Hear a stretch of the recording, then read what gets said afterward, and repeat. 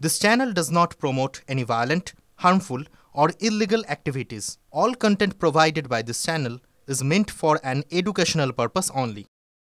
বৈচারিক ধারায় বিশ্বাসী কোনো রাজনৈতিক দল বিচারধারার উপরে ব্যক্তির কোনো স্থান হয় না। অনেক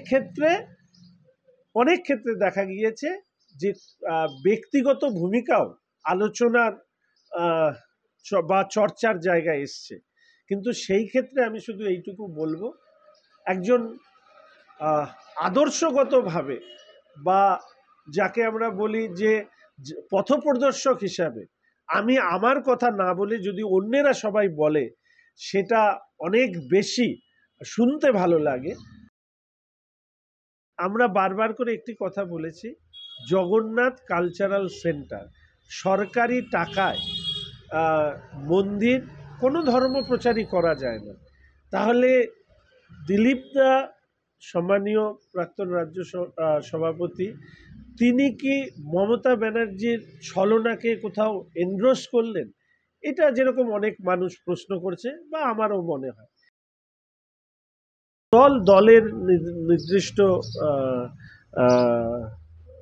আন্দোলন সংক্রান্ত কর্মসূচি সংক্রান্ত গাইডলাইন আছে, সেই গাইডলাইন হিসেবেই করা হয়। আমি আমার জেলায় যদি কোনো কর্মসূচি করি আমি জেলা সভাপতির সাথে কথা বলে